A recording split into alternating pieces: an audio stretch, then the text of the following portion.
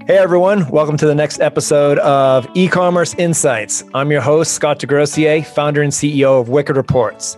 Today I have with me Raj De Datta. He's the co-founder and CEO of Bloomreach, and he's also the author of an upcoming new book called The Digital Seeker, which we're going to get into. I know we're mostly all digital seekers, the people that listen to this podcast anyway.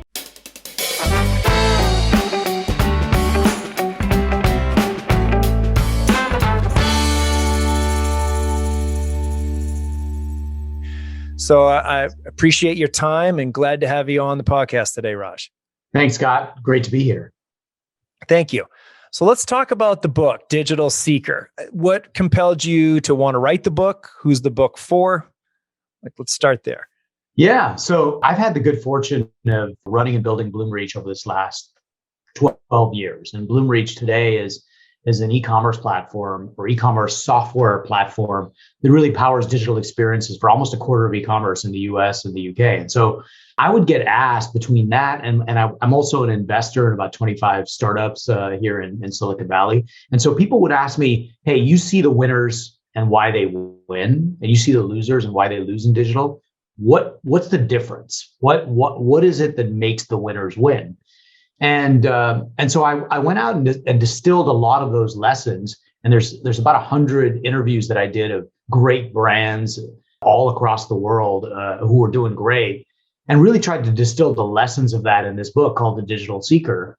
And it really came down to this sort of controversial insight that great and winning digital experiences are built for the seeker, not the customer. And we've spent 15 years learning about customer centricity. And so that really kind of piqued my interest. And that's really the theme of the book. And I felt like I wanted to share that out there. And so who's this book for? This book is for digital teams. And that's important as well. I believe digital is a team sport, that it's not just the VP of e-commerce or the chief digital officer. It's the cross-functional team underneath. And what I hope is that this is the common text that they can use to win big. That's awesome. So what separates a seeker from a customer? What's like a couple attributes that make it clear? Yeah. So I think we can all relate to this. Imagine that we're out organizing a family vacation. And so if I want to organize a family vacation, at some point I'll maybe look into a car rental company, I'll look into a hotel, I'll look into a flight, I'll look into a tour excursion, whatever, I might read some reviews. And so I really create a digital to-do list of all the 10 things I need to do to go organize that vacation. And so I'm really a customer of each of those individual companies. I'm a potential customer of a car rental, of a flight, of a hotel, et cetera. But I'm not a seeker of any of those individual things. I'm really a seeker of a memorable vacation for my family. And so the question is, do you build the experience for the transactional purchasing need of an individual, or do you build the experience for the underlying motivation behind that purchase? And I believe the winners build the experiences for the underlying motivation behind each of those purchases. And when you do that, you create these incredibly compelling digital experiences that stand out from the crowd and really are very hard to replicate for competitors. Geez, that's really interesting because I had a YouTube coach on, well, he does more than that, but a guy named Tom Breeze, and he said the same thing about a great YouTube ad was that it was about who the person wants to become because they're buying your product. Right. It had nothing to do with like, here's my features or here's my price. It's like, why are you doing this to begin with? It sounds very parallel. Well, you raise a great story. And one of those key differences between seekers and customers, the customers tend to be left-brained and seekers tend to be right-brained. One is an emotional tug and the other is a rational tug. And it's usually the emotional tug that is the underlying motivation for why I might go do something. And it's just been amazing to watch in industry after industry after industry. When you look at the leaders, they have this seeker-centric perspective. So parallels to like Simon Sinek's The Why you do stuff, kind of similar. So how did you, with Bloomreach then, how does that play into Bloomreach? Like how's the customer there, the seeker versus that? I mean, it's probably a lot more analytical types coming in, but how do you use that knowledge in the background?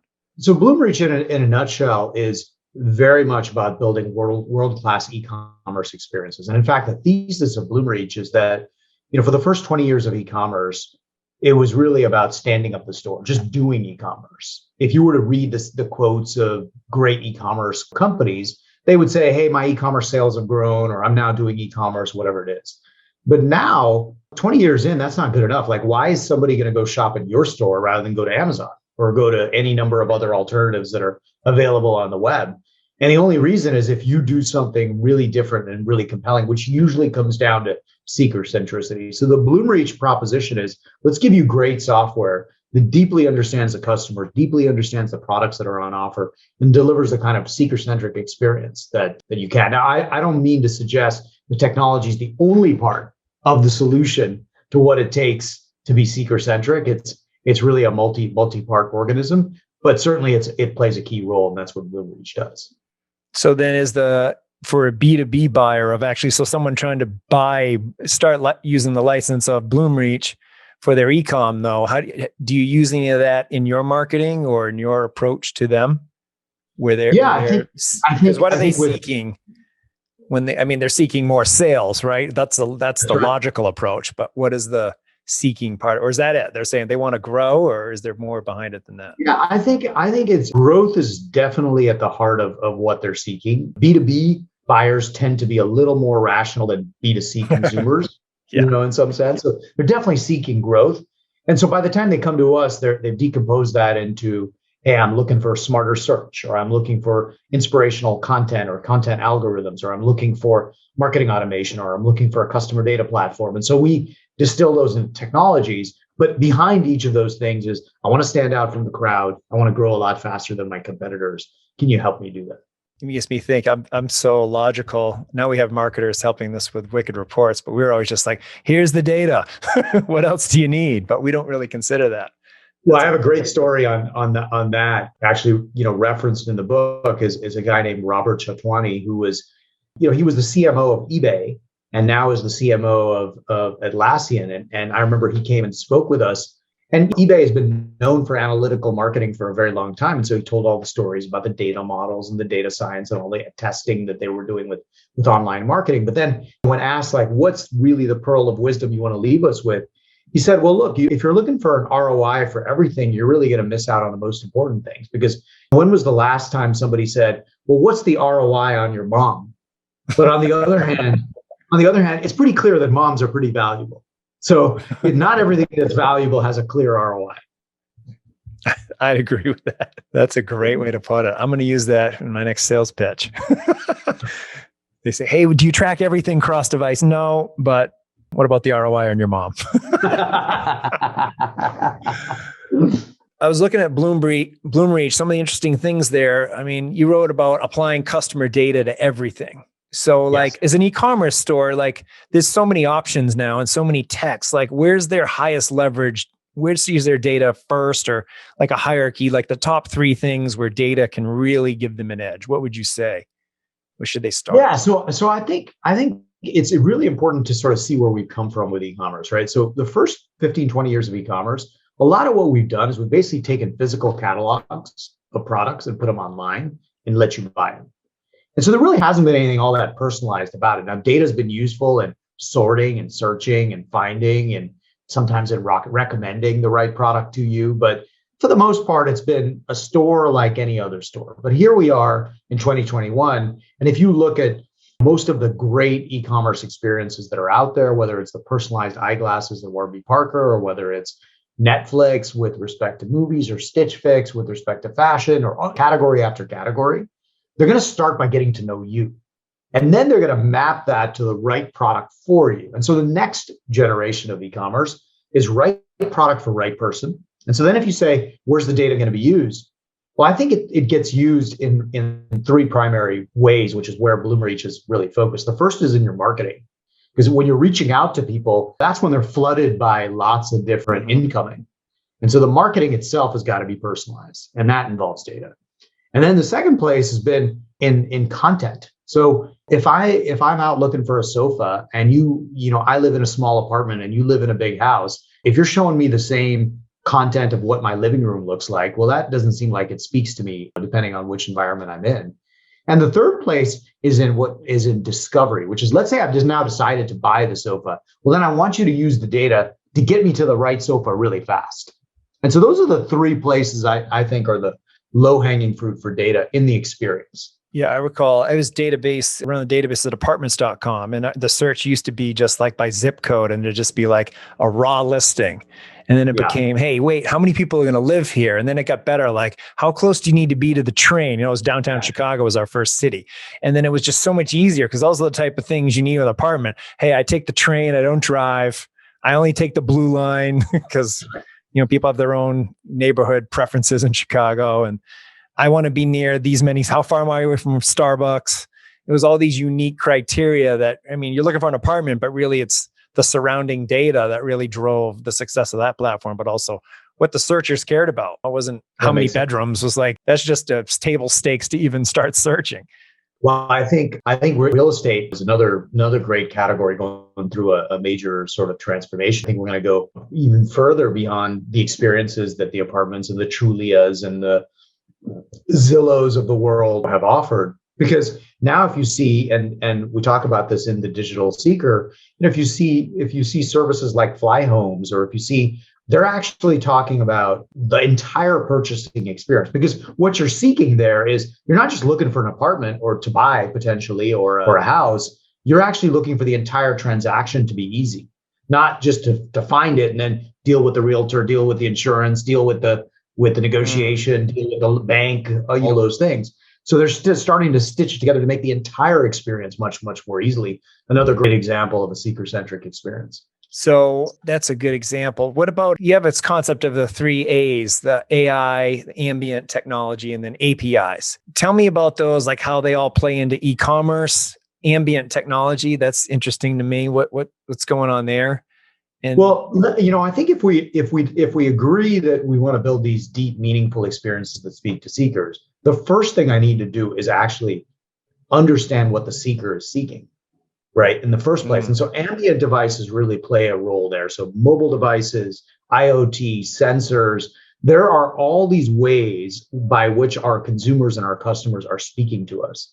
It isn't about focus groups and surveys anymore. It's much more about listening to the data, because each of those clicks, each of those expressions, each of those data points is an expression of intent. It's a vote or a non-vote for your brand or not. So the ambient devices are there for the listening and for the collection. And then I'm overloaded with data. So what do I do with it? Well, that's where the AI steps in to make sense of it so that I can understand and extract meaning from data in some fashion. And then finally, I want to publish that out to lots of different places, because I want to publish that out to all the different places and channels where individual customers are present. I might want to send that out to third-party applications, because delivering a seeker-centric experience often doesn't just include one service. If you think about the experience on an Uber, it certainly is the driving, but you got an API call out to the mapping, you got an API call out to the payments, you got API calls out to background checks and security. So I want to send what I figure out to third-party services, assemble that, and deliver a great experience. That's why I think very much the 3 A's are really the building blocks of a technology-centered experience. And then AI. So how's an e-commerce brand how are they gonna leverage AI? How much volume do they need to be able to? Because there's all sorts of size of stores. A mom and pop store, just get online, a florist, maybe not. But what level of sales is when you can actually leverage AI? So there's 2 dimensions, I would say, for where AI adds. You definitely need scale for AI to add value to your life as a brand, but it can be in one of 2 places. You can have scale of sales or customers on one side, or you can have scale of products or content on the other side. If I've got just a small number of customers, but a lot of products to sell and lots of content to offer them, the AI can help play a role in mapping the right content or products to the customer. And of course, if I've got lots of customers, then on the other side, I really need to figure out what to put in front of them that drives sales. And so it really plays a role in both those cases. I've tended to find that when you're call it 10 million of GMV or something of that type, you're still very much in getting the basics right. Once you start to exceed that, you need the help of a lot of these AI-driven tools. So then how the ease of adoption now, so I imagine that's one of the appeals of Bloomreach, right? You get the ease of adoption of wire in your store and your CRM and maybe some other data, and then we make that accessible without you hodgepodging a bunch of kludging it together, a bunch of tools and contractors and your own ideas.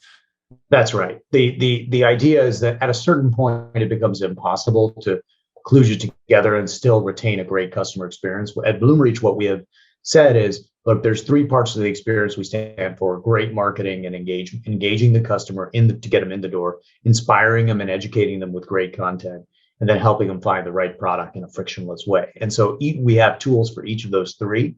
They all leverage data sets around products and people to then inform. But at the end of the day, what you get is maybe you work with us in the context of search, in which case you buy our search product, you plug it in, and the search just learns like Google does and delivers great results. Or you work with us in the case of marketing, what you see, what your customers are going to see in their email message or their ad units are going to be highly targeted, personalized messaging that maps to who they are and what you're selling. So it's very practical applications that drive growth.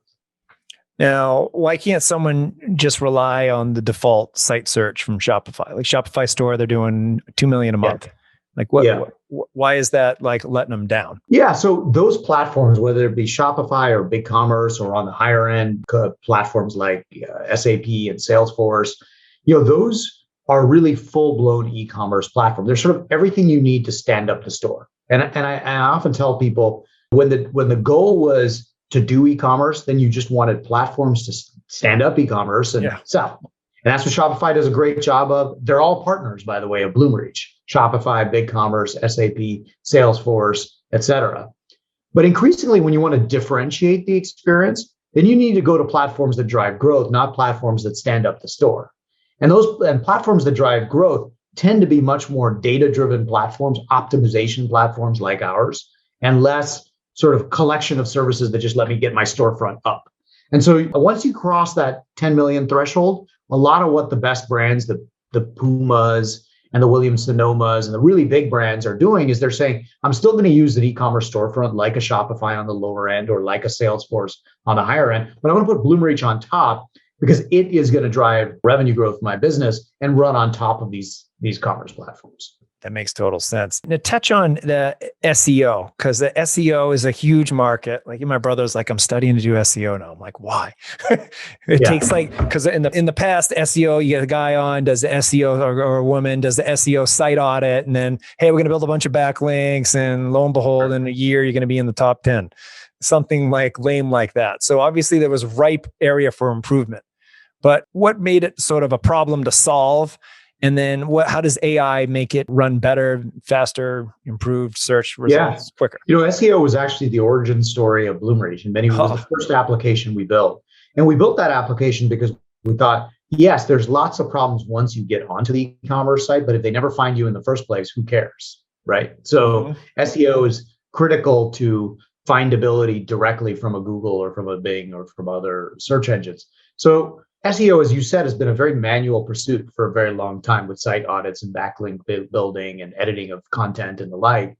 But we just felt like there wasn't an at-scale solution. And that was really a system that ideally would understand with algorithms all the products and services you have on offer, all the content, and then could map that to demand, how all the different ways by which your customers, your users might describe those products and services. I can take the same, I could call it a baby stroller, I could call it an infant stroller, I could call it a safe stroller for a toddler or whatever it might be. I come up with 500,000 ways in the English language to describe that same stroller. And so therefore, what a machine could do uniquely is anticipate that demand and the ways people might describe the product, understand the products and services on offer from an e-commerce store, and then build experiences, content, landing pages, and other that attracted demand for the products and services that are sold. And that's fantastic. I didn't know you guys did that. Yeah, it's part of the suite. That's fantastic because that's such a laborious task, and you could get it wrong. You're just going after like your couple like top keywords or top root level, and then you missed out on infant strollers. Actually, had like you could have gotten the top first page quick with a ton of search. That's right. Here we language is complicated. Just the fact that you're going to call it a baby stroller in one context and then baby blue in a different context, those don't mean the same thing.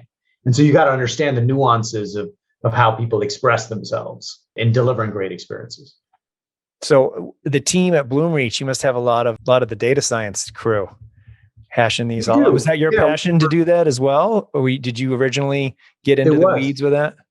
It was, yeah. When I started the company now 12 years ago, I pulled a team of people out from places like Google and Facebook that had really been pioneers in using AI and machine learning technology. But they're in that case at places like Google and Facebook. And my thought process was, let's go democratize that technology and make it applicable all across the web for every digital experience, in particular in e-commerce. And so that was the origin story of the company. And so many years later, here we are. We've got 550 odd people, of which almost 180 are in R&D in various capacities, and many engineers and data scientists and the like, really building a technology platform to deliver these highly on-point, unique experiences. You had this one image it was on Bloomreach. It was like what you invested in. It's a commerce infrastructure breakdown.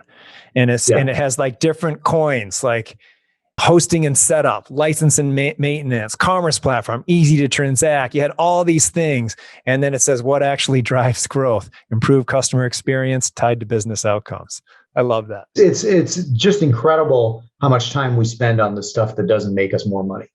And it just doesn't need to be that hard. And we really think it's got to be flipped on its, axis.